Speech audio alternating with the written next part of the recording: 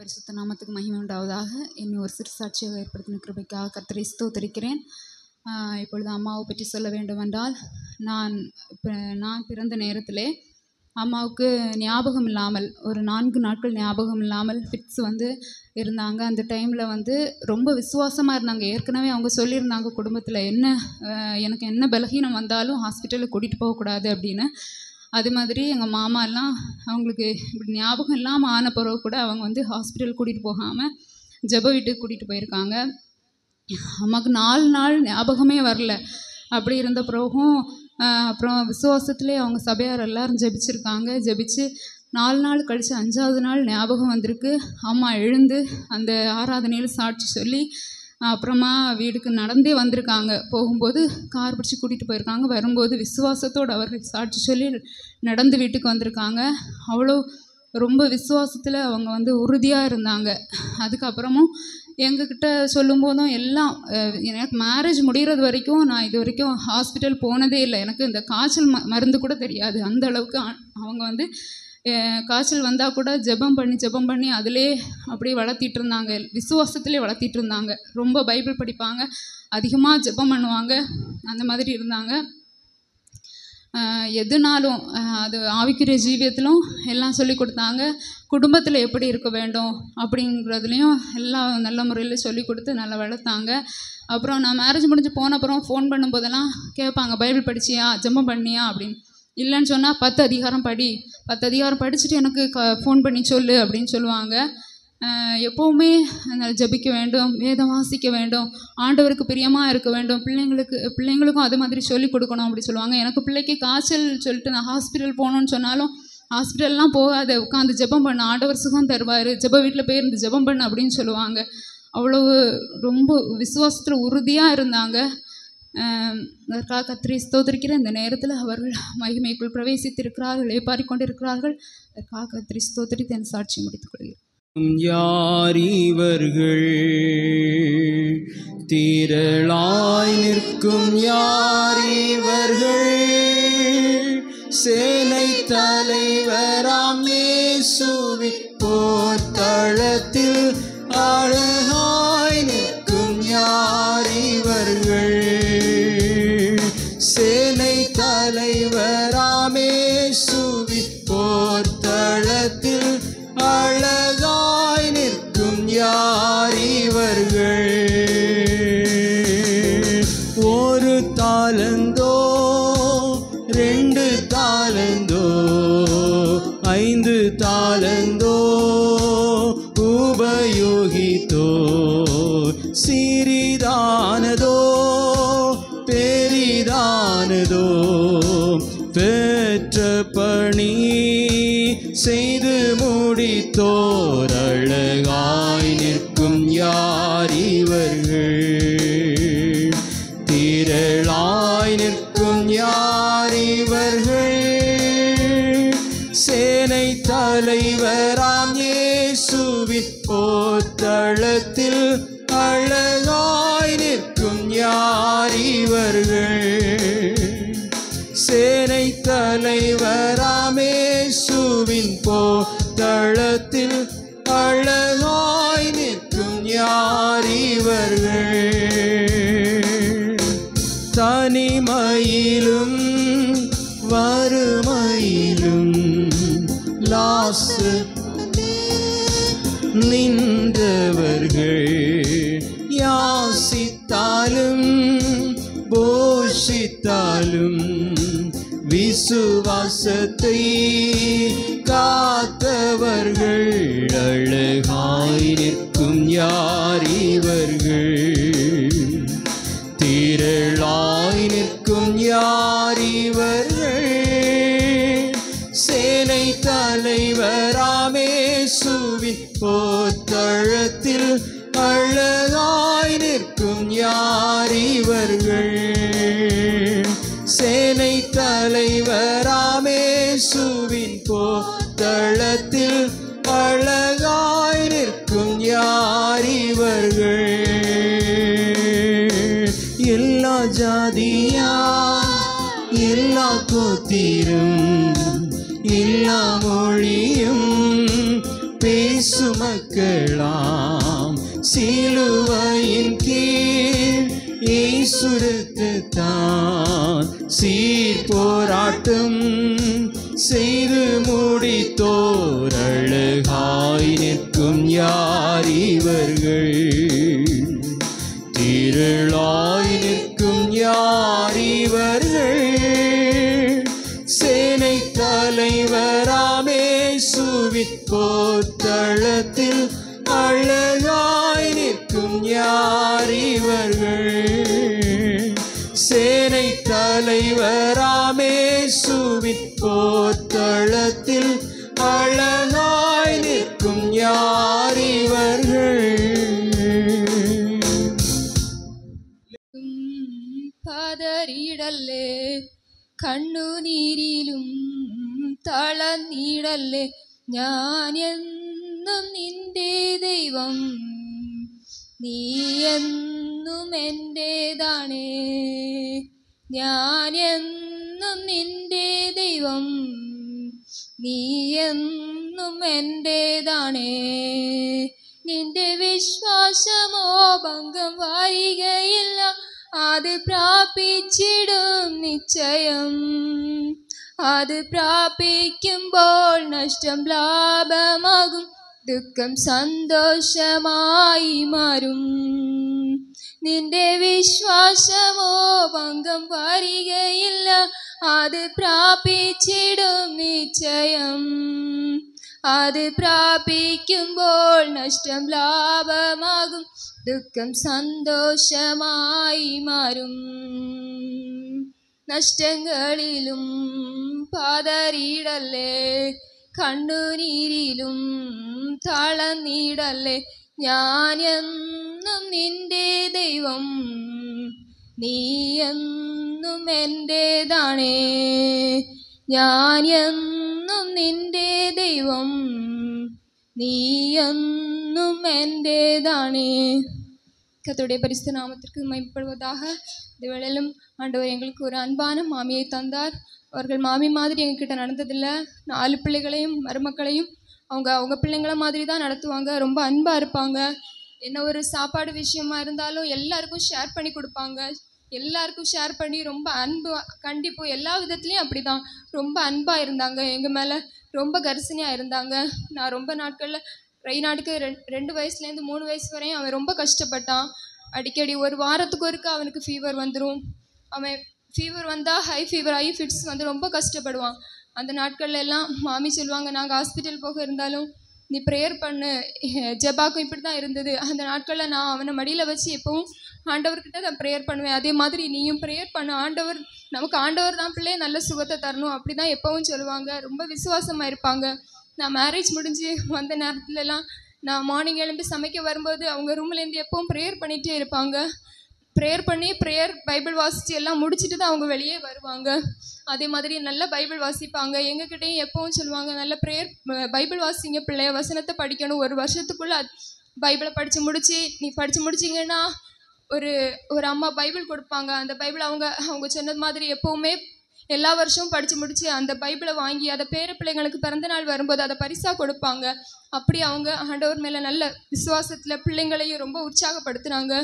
இன்னும் அவங்க விட்டு போன ஊழியத்தை நாங்கள் தொடர்ந்து செய்யும்படியாகவும் எல்லாரும் நாங்கள் சாட்சியாக பிள்ளைகள் சபைக்கும் எல்லாருக்கும் சாட்சியாக வாழும்படி கேட்டு சாட்சியம் மாமியை குறித்து சில வார்த்தைகளை பேசும்படி விரும்புகிறேன். எங்களுக்கு திருமணமாகி 11 ஆண்டுகள் ஆகிறது. பிள்ளைகள் எல்லாருமே அவங்கக்கிட்ட ரொம்ப ஓப்பனாக பேசுகிறத நான் பார்த்துருக்கேன். அவங்களோட பர்சனலாக யார்கிட்டையுமே சொல்ல முடியாத விஷயங்களை அம்மா கிட்ட ரொம்ப ஓப்பனாக வந்து பேசுவாங்க. எல்லா காரியத்தையுமே ஷேர் பண்ணுவாங்க. அண்ணி, கிரேனா இவங்க 2 பேரும் எல்லா விஷயத்தையும் அம்மா கிட்ட ரொம்ப ஷேர் பண்ணுறதை நான் பார்த்துருக்கேன். அதுக்கு அவங்க ஒரு இடம் ஸ்பேஸ் கொடுத்துருந்தாங்க. எல்லாவற்றையும் அன்பாக கேட்பாங்க, நல்ல ஆலோசனைகளை கொடுப்பாங்க. என்னிடத்திலும் எப்பொழுதும் பேசிக்கொண்டே இருப்பாங்க. நாங்கள் 2 பேரும் சேர்ந்து தான் சமைப்போம். அப்போ ஃபுல்லாக அவங்க பேசிகிட்டே தான் இருப்பாங்க. நம்ம எல்லாருக்குமே தெரியும், நல்லா ஜெபிக்கிறவங்க. அவங்க காலையில் 5 மணிக்கு எழும்பி கரெக்டாக ஜெபிப்பாங்க. எங்ககிட்டையும் சொல்லிகிட்டே இருப்பாங்க, நீங்கள் ப்ரேயருக்கு வரணும்னு. கடைசி இந்த நாட்களில் நாங்களும் அப்படி ஜெபிக்க ஆண்டவர் எங்களுக்கு கிருபை தந்திருக்கிறார். குடும்ப ஜெபத்துக்கு ரொம்ப ரொம்ப முக்கியம் கொடுப்பாங்க.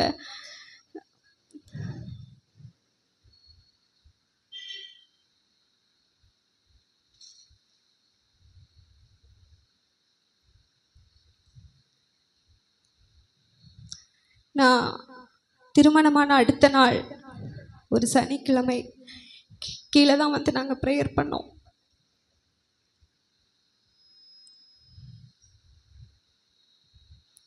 அப்போது என்னிடத்துல சொன்னாங்க,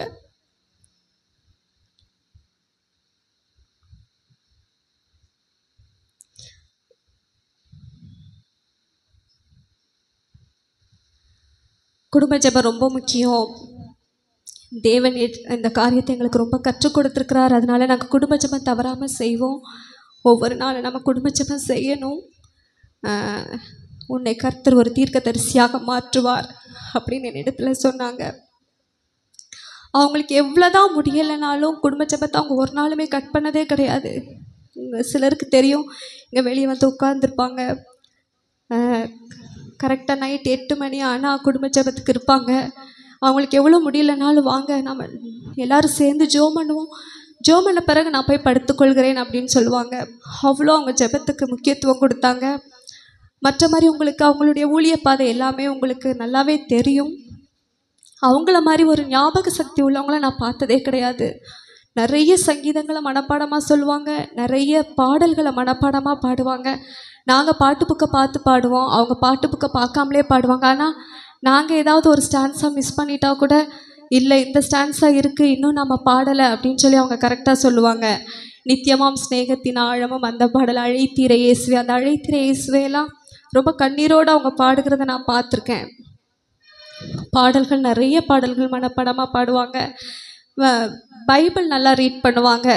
காலையில் 5 மணி ஜெபத்தை முடித்துட்டு கிச்சனில் உள்ள வேலைகளெல்லாம் செய்துவிட்டு அடுத்தது காலையில் பிரேக்ஃபாஸ்ட், காலை உணவு சாப்பிட்றதுக்கு முன்னாடி கண்டிப்பாக அவங்க வேதத்தை வாசிச்சுட்டு தான் வந்து சாப்பிடுவாங்க. என்ன தான் கட்டாயப்படுத்தினாலும், இல்லை நான் பைபிள் படிச்சுட்டு வரேன், எங்கள்கிட்டையும் சொல்லிகிட்டே இருப்பாங்க, 10 அதிகாரம் வச்சு படிங்க, வருஷத்தில் ஒருக்கா நம்ம வேதத்தை வாசித்து முடிச்சிடலாம், 10 அதிகாரம் வச்சு வாசிங்கன்னு சொல்லுவாங்க.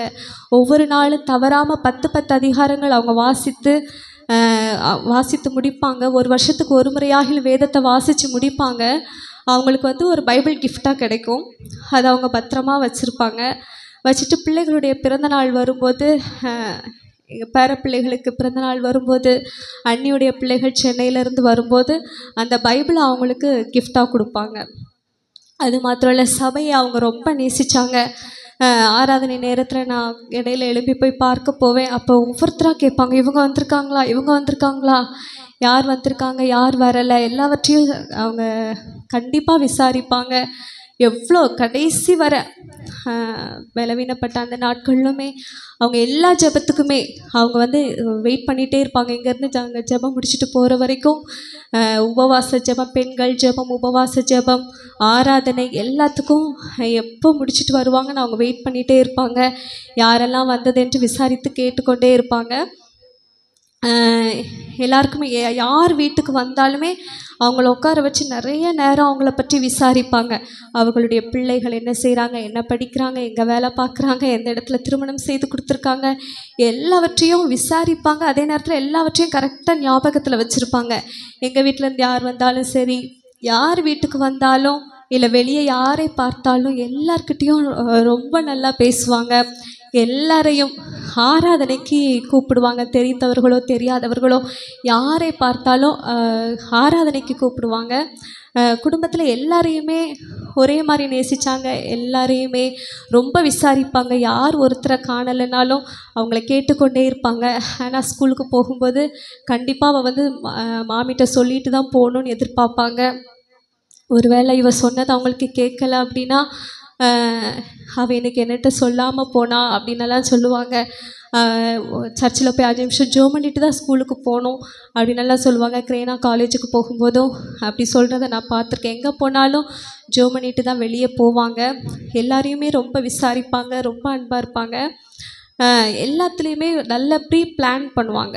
இப்போ பெருஞ்சிலம்பு போகிறோம் அப்படின்னா ஒரு வாரத்துக்கு முன்னாடி அங்கெல்லாம் என்னென்ன எடுத்துகிட்டு போகணும், பெருஞ்சிலாம்பு அவங்களுக்கு பிடித்த ரொம்ப அதிகமாக அந்த பிளேஸ் அவங்களுக்கு ரொம்ப பிடிக்கும். போகிறதுக்கு முன்னாடியே அவங்க என்னென்ன திங்ஸ் எடுத்து வைக்கணும் எல்லாமே ரொம்ப ப்ரீ பிளான் பண்ணுவாங்க. அதே போல் அன்னைக்கு 2வது குழந்தை பிறந்தபோது சும்மா செக்கப் போகணுன்னு தான் அவங்க போனாங்க. ஆனால் அதுக்கு முன்னாடியே ஹாஸ்பிட்டலுக்கு போய் நம்ம ஸ்டே பண்ணால் என்னென்ன வேணும் எல்லாவற்றையும் அவங்க எடுத்து வைத்திருந்தாங்க. ஆனால் ஹாஸ்பிட்டல் செக்கப்புன்னு தான் போனாங்க. ஆனால் அங்கே விடலை, உடனே ஆப்ரேஷன் பண்ணணும்னு சொன்னாங்க. அப்போ தான் எங்களுக்கும் திருமணமாகி ஹேனாக்கும் ஒரு 9 மாதங்கள் அப்படி ஆயிருக்கும். அப்போ எனக்கும் புதியது, வீட்டில் தனியாக இருந்து சமைக்கிறது எல்லாமே. ஆனால் அவங்க எல்லாவற்றையும் எனக்கு கற்றுக் கொடுத்துருங்க. சிஸ்டர் பேபி அவர்களை பற்றி அம்மா அதிகமாக இன்னும் கேட்பார்கள். ஏதாவது ஒரு வாரம் வரவில்லை என்றால் கூட உடனே ஏன் வரவில்லை, ஃபோன் பண்ணி கேளுங்க அப்படின்னு சொல்லி விசாரிப்பாங்க. அப்போது அம்மா மரித்த அன்று இரவு முழுவதும் இங்கே இருந்து பாடலை பாடி சிஸ்டர் பேபி அவர்கள் பாடலை பாடி கர்த்தரை மகிமைப்படுத்தினாங்க. நன்றிகளை சொல்லிக் கொள்கிறேன். மட்டும் இல்லை, சாட்சி சொல்ல வேண்டும். அப்போது நான் அவங்க சிஸ்டர் பேபி அவங்கள்ட்ட கேட்டிருந்தேன். லலிதா அவர்கள்ட்ட கேட்கும்போது மிக சந்தோஷமாக ஒற்றுக்கொண்டு மிக நேர்த்தியாக சாட்சிகள் அம்மாவை பற்றி நல்ல விஷயங்களை சொன்னாங்க. 2 பேருக்கும் பெருஞ்சிலம்பில் உள்ள சிஸ்டர் லலிதா அவர்களுக்கும் 3 பேருக்கும் சேர்த்து நான் நன்றிகளை சொல்லிக் கொள்கிறேன். நன்றி. கர்த்தர் தாமே நம்மை ஆசீர்வதிப்பாராக. கர்த்தர் என்னிடத்தில் ஒரு சிறிய ஒரு சாட்சியாக ஏற்படுத்தின தேவனை ஸ்தோத்திரிக்கிறேன். அம்மாவை குறித்து சாட்சி சொல்ல வாய்ப்பு தந்த அப்பாவுக்கும் என்கரேஜ் பண்ண கிறிஸ்டோபருக்கும் இயேசுவின் நாமத்தில் என் நன்றியை தெரிவித்துக் கொள்கிறேன். அம்மாவை பார்த்தீங்கன்னா நான் முத்து பிள்ளையாக இருக்கிறபடியாக என்கிட்ட அநேக காரியங்களை எப்பொழுதும் பகிர்ந்து கொள்வாங்க. ஆவிக்குரிய ஜீவியத்தில் சரி, உலக பிரகாரமான ஜீவியத்தில் சரி, நிறைய காரியங்களை எனக்கு சொல்லியிருக்காங்க. என்கிட்ட தான் எங்கள் 4 பேரை விட என்கிட்ட தான் ரொம்ப பேசுவாங்க. ஃபோன்லேயும் சரி, நேராக நான் இங்கே வந்தால் கூட இங்கே உட்கார வச்சு என்கிட்ட நிறைய காரியங்களை எனக்கு நிறைய சொல்லியிருக்காங்க. அவங்களோட பேக்ரவுண்டு சிஎஸ்ஐ ஃபேமிலியில் அவங்க குடும்பத்தில் அவங்களை அம்மாவை மட்டும் ஆண்டவர் தனியாக பிரித்தெடுத்து அவருக்காக 13 வயசில் அவர்கள் உலகத்தில் உள்ள எல்லாவற்றையும் ஆசாபாசங்களை வெறுத்து ஆண்டவருக்காக முழு நேரமாக அவங்களை அம்மா அர்ப்பணித்து ஜெபித்து விசுவாசத்திலே ஆவிக்குரிய ஜீவியத்திலே வளர்ந்து வந்தாங்க. அந்த டைமில் பார்த்தீங்கன்னா நிறைய சொல்லியிருக்காங்க. அந்த டைமில் அவங்க சகோதரிகள்லாம் ரொம்ப கஷ்டப்படுத்துவாங்க. ஆனாலும் அவங்க அந்த ஃபேமிலி ப்ரேயரை விடாமல் ஜெபிச்சு அப்புறமா வாலிப பருவம் அடையும் போது கூட அவங்களுக்கு ஊழியக்காரனாக திருமணம் பண்ண வேணும். அவங்களுக்கு நிறைய திருமணம் பார்த்தாங்க. ஆனாலும் அவங்க உபவாசிப்பாங்களாம். உபவாசித்து ஜெபிச்சு கண்ணீரோட விசுவாசத்தோட எனக்கு என்னுடைய துணை அமைய வேண்டும்னா ஊழியக்காரர் தான் நான் திருமணம் பண்ணுவேன் என்று ஆண்டவருக்கு சித்தத்துக்கு ஒப்பு கொடுத்து அவங்க ஜெபித்த வண்ணமாக அருமையான ஊழியக்கார அப்பாவை 1980 திருமணம் பண்ணும்படியாக கர்த்தர் உதவி செய்தார். அதுக்கப்புறம் பார்த்தீங்கன்னா அதுக்கப்புறம் ஊழியத்தில் ரொம்ப கஷ்டப்பட்டாங்க. வறுமையிலையும் கண்ணீரோடு அந்த ஊழியத்தை கல்யாணம் முடிந்த உடனே போடி நாயக்கருன்னு சொல்லிட்டு ஒரு பிளேஸில் போய் அப்பாவும் அம்மாவுமாக ஊழியம் செய்வதற்காக கடந்து சென்றாங்க. அங்கே போகும்போது அது ஒரு கிராமம், ஒரு வில்லேஜ். அது பகலில் அவங்க எல்லாருமே ஊழியத்துக்கு அந்த அங்குள்ள ஜனங்கள் எல்லாருமே தொழிலுக்காக போயிடுவாங்க. ஈவினிங் தான் அங்கே போய் வீடு சந்திக்கிற மாதிரி இருக்கும். அப்போ அப்பாவும் அம்மாவுமாக சேர்ந்து அந்த ஜனங்களை பார்ப்பதற்காக கடந்து செல்வாங்க. அங்கே போகும்போது பார்த்திங்கன்னா அங்கே எல்லாமே புல் வீடு மாதிரி தான் குட்டி குட்டியாக இருக்குமா. அப்போ அம்மா சொல்லுவாங்க, நான் கொஞ்சம் ஹைட்டாக இருக்கனால எனக்கு தலையெல்லாம் இடிக்கும், எனக்கு தெரியாது, உத்திரம் எல்லாம் அப்படி வந்திருக்கும், தலையெல்லாம் அடிச்சு தலையெல்லாம் வலிக்கும். ஆனாலும் அவங்க அதெல்லாம் சகித்துட்டு அவங்க ஊழியத்துக்கு போக முன்னாடி கண்ணீரோட ஜெபிச்சுட்டு தான் போவாங்க எப்போவுமே. அப்பாவுடைய ஊழியத்துக்கு பேக் போனாக இருந்து அவங்க ஜெபத்துலேயும் விசுவாசத்துலேயும் அவங்களுடைய ஜெபத்தை பார்த்தீங்கன்னா கண்ணீரோட எப்போ நான் பார்த்தாலுமே அம்மா ஜெபிக்கும்போது கண்ணீரோட விசுவாசத்தோடு தான் ஆத்தும பாரத்தோடு ஜெபிப்பாங்க. ஆண்டவரே கொள்ளை பொருளாக ஆத்துமாக்களை தாங்க. அவங்களுக்கு ரொம்ப பிடிக்கும் ஆத்துமாக்கள்னால். அந்த மாதிரி ஊழியம் செய்து வந்தாங்க. அதுக்கப்புறமா நான் அம்மா வயிற்றில் இருக்கும்போது அவங்க கன்சீவாக இருந்த டைமில் அப்பா ஊழியத்துக்கு போயிடுவாங்க. 2 நாள் 3 நாள் அந்த மாதிரியெல்லாம் ஆகும். அப்போ உங்களுக்கு தெரியும் அந்த காலத்தில் நிறைய சத்தான ஆகாரம்லாம் கிடைக்காது. இப்போனா கன்சீவாக இருக்கவங்க எல்லாம் நல்ல சத்தான ஆகாரம் சாப்பிட்லாம். அந்த டைமில் அம்மா சொல்லுவாங்க, நான் வேறு கஞ்சி தண்ணி தான் குடிப்பேன். அந்த மாதிரி ரொம்ப வறுமையில் கண்ணீரின் மத்தியில் நான் ஊழியம் செய்தேன். அப்பா அவங்க பாட்டுக்கு ஊழியத்துக்கு போயிடுவாங்க. 2 டேஸ் கழித்து வருவாங்க. அப்போ ரொம்ப பலவீனப்பட்டிருந்தாங்க அம்மா. அப்போ பிரசவ வலி வரும்போது ஆகஸ்ட் 1 12 மணிக்கு அவங்க ரொம்ப முடியாத பிறகு அவங்க ஜெபிச்சு அப்பாவுக்கு தெரியாது. இந்த மாதிரி எப்போவுமே முதல் பிரசவத்துக்கு அம்மா வீட்டுக்கு அனுப்புவாங்க. அவங்க அப்படி கூட போகலை, தனியாக தான் இருந்தாங்க. அப்போ பக்கத்தில் உள்ள ஒரு பாட்டி தான் வந்து பார்த்துட்டுமா அவங்களுக்கு பிரசவ வலின்னு சொல்லிட்டு, சரி அதுவும் முதல் பிரசவம், அவங்க ரொம்ப ஒல்லியாக இருப்பாங்க, அவங்க எதுவுமே சாப்பிடனால அவங்களால முடியல. அதுக்கப்புறம் பார்த்தீங்கன்னா ஏசப்பான்னு சொல்லி கடைசியில் ஆண்டவர் ஆகஸ்ட் 1 என்னை பிரசவிக்கும்படியாக கர்த்தர் கிருபை செய்தார். அப்போ அடுத்த நாள் மத்தியானம் தான் வந்தாங்க. வரும்போது குழந்தையும் அம்மாவையும் பிள்ளையும் கண்டு சந்தோஷப்பட்டேன். அந்த மாதிரி ஊழியத்தின் வாழ்க்கையிலே கஷ்டப்பட்டு அதுக்கப்புறம் பார்த்தீங்க அப்படின்னா 3 பிள்ளைகளையும் சுகமான கட்டில் இருக்கும்படி கர்த்தர் உதவி செய்தார். அவங்களுக்கு வந்து ஹாஸ்பிட்டல் போகிறதே பிடிக்காது.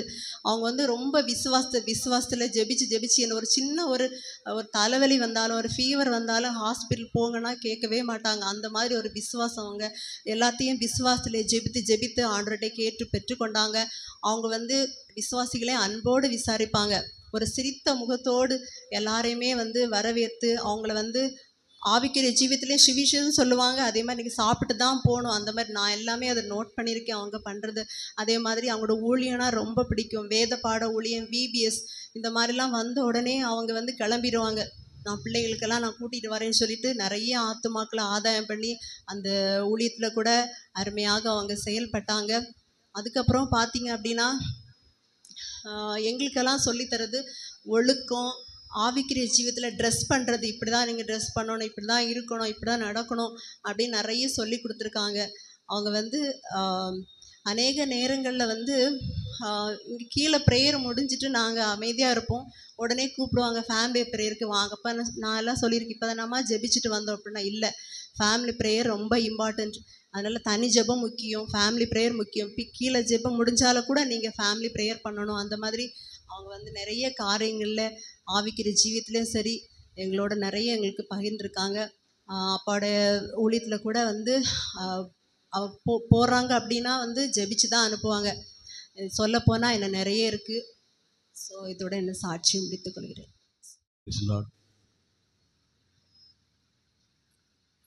இவ்வளோ சாட்சிகளை கேட்டோம்.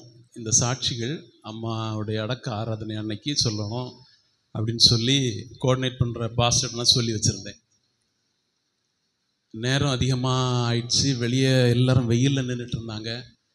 நமக்கு பெருஞ்சளவு போனோம். ரொம்ப நேரம் ஆனதுனால அன்னைக்கு சொல்ல முடியலை, ஸ்தோத்திர கூட்டத்தில் சொல்ல முடியலை. இன்றைக்கி சொல்கிறதுக்கான ஒரு வாய்ப்பு. அம்மாவை பற்றி கண்டிப்பாக 2 வார்த்தைகள் சொல்லணும்.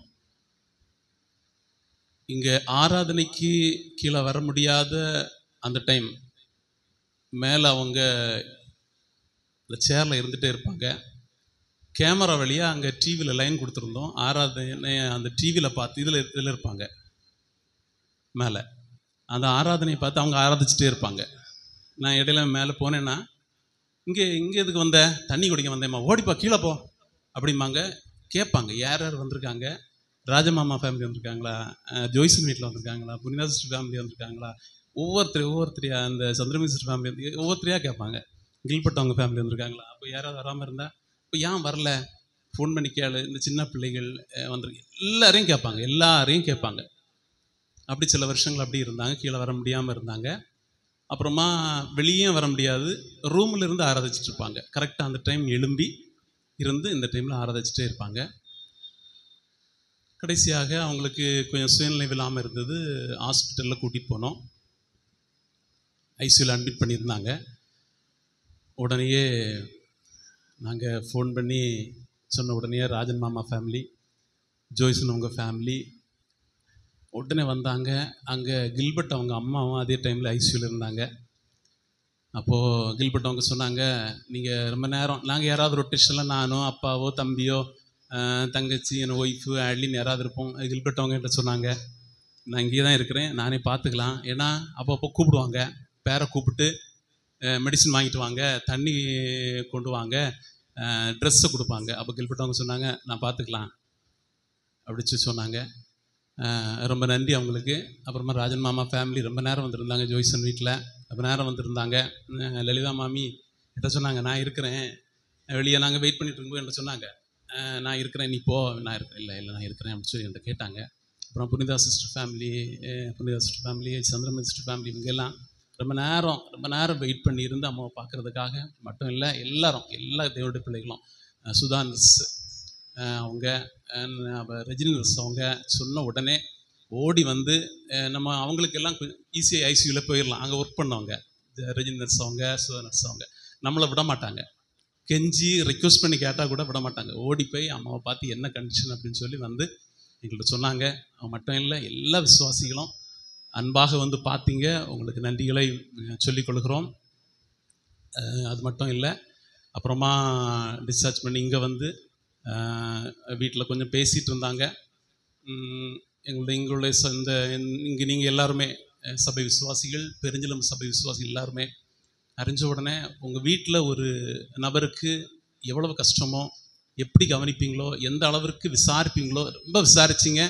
எல்லாருக்கும் இங்கே இருக்கிற எல்லாருக்கும் என்னுடைய நன்றிகளை உங்களுக்கு சொல்லிக்கொள்கிறோம். அப்புறமா மரித்த அன்று இரவு முழுவதும் தூங்காமல் சாந்தபுரம் சித்தி அவங்க ஃபேமிலி, இந்த ராஜன் மாமா ஃபேமிலி, லலிதா மாமி ஃபேமிலி, இவங்க நிறைய பேர் நைட்டு ஒரு நிமிஷம் தூங்காமல் நைட்டு ஃபுல்லாக இருந்தாங்க. மற்ற விசுவாசிகள் ரொம்ப நேரம் இருந்து பாடல்கள்லாம் பாடி கர்த்தரை மகிமைப்படுத்தினாங்க. கடைசி நாட்களில் ஹாஸ்பிட்டல்லேருந்து வீட்டுக்கு கூட்டிகிட்டு வந்த பிறகு அவங்க கட்டில் பக்கத்தில் 10 நிமிஷத்துக்கு தண்ணி கேட்பாங்க. அப்போது கட்டில் பக்கத்தில் ஒரு சின்ன கட்டில் போட்டு என்னுடைய ஒய்ஃப் ஆலிஸ், தம்பி ஒய்ஃப் ஆட்லின், கிரேனா அவங்க அந்த ஒரு நைட்டில் ஒரு டைமை செட் பண்ணிப்பா. இத்தனை மணி நீங்கள் இருக்கணும், இத்தனை மணி நீங்கள் இருக்கணும். பக்கத்தில் இருந்தா ரூமில் பக்கத்தில் இருந்து தண்ணி கொடுத்து ரொம்ப பார்த்துக்கிட்டாங்க. 3 பேருக்கும் என்னுடைய நன்றிகளை சொல்லிக்கொள்கிறேன். மிக நேர்த்தியாக பார்த்துக்கிட்டாங்க. அவங்கள ஒரு நிமிஷம் அவங்கள தனியாக விடாமல் மிக நேர்த்தியாக பார்த்துக்கிட்டாங்க. அவங்களுக்கும் என்னுடைய நன்றியை சொல்லிக்கொண்டு என்னுடைய வார்த்தைகளை முடிக்கிறேன். நன்றி. கர்த்தர் தாமே ஆசீர்வதிப்பாராக.